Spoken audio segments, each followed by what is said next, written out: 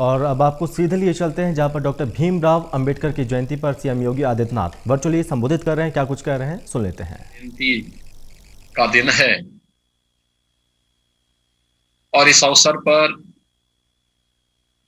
उस महापुरुष के प्रति अपनी विनम्र श्रद्धांजलि अर्पित करने के लिए स्वाभाविक रूप से बाबा साहब के प्रत्येक अनुयायी उतावले हैं।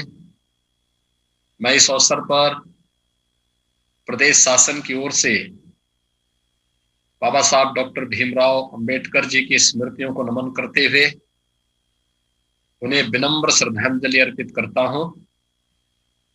मुझे प्रसन्नता है कि श्री लालजी प्रसाद निर्मल जी के नेतृत्व में अंबेडकर महासभा बाबा साहब के सपनों को साकार करने के लिए निरंतर कार्य कर रही है। बाबा साहब की जन्म जयंती दिन हो या फिर बाबा साहब की पुण्यतिथि, दोनों अवसरों पर अंबेडकर महासभा के द्वारा न केवल बाबा साहब की स्मृतियों को जीवंत रखा जाता है, बल्कि बाबा साहब के बताए गए मूल्यों आदर्शों के अनुरूप अनेक कार्यक्रम भी रखे जाते हैं।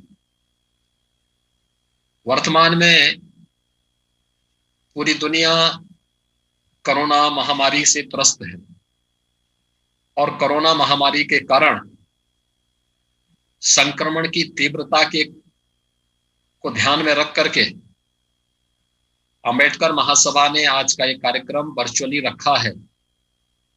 मैं इसके लिए अंबेडकर महासभा को हृदय से धन्यवाद देता हूं कि इन्होंने बाबा साहब को भी, स्मृतियों को भी याद किया, बाबा साहब के प्रति श्रद्धांजलि का एक कार्यक्रम भी आयोजित किया, लेकिन साथ साथ सभी प्रकार के सोशल डिस्टेंसिंग के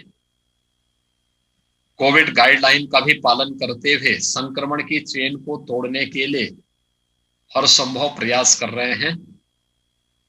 वास्तव में बाबा साहब डॉक्टर भीमराव अंबेडकर जी भारत के संविधान के शिल्पी थे। समता, न्याय और बंधुता जिस भारत के संविधान के मूलभूत तत्व हैं, उन मूलभूत तत्वों को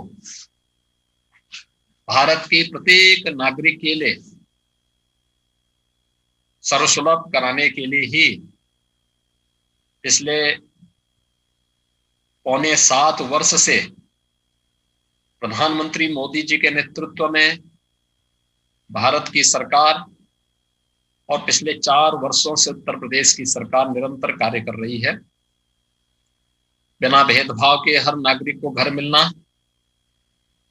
बिना भेदभाव के प्रत्येक नागरिक के घर में शौचालय की सुविधा उपलब्ध होना, बिना भेदभाव के विद्युत की उसकी आवश्यकता की पूर्ति होना, बिना भेदभाव के प्रत्येक नागरिक को स्वास्थ्य बीमा का कवर मिलना, बिना भेदभाव के राशन की सुविधा का लाभ मिलना, ये सभी कहीं ना कहीं बाबा साहब के उस सपने को साकार करने का एक अभियान है जो उन्होंने इस देश के अंदर, जब ये देश आजादी की लड़ाई लड़ रहा था, उस समय महसूस किया था। मुझे प्रसन्नता है कि 2,61,00,000 से अधिक गरीबों को एक एक शौचालय उपलब्ध करवाए गए। 1,57,00,000 लोगों को रसोई गैस के कनेक्शन उपलब्ध कराए गए। 1,38,00,000 लोगों को विद्युत के निःशुल्क कनेक्शन उपलब्ध कराए गए।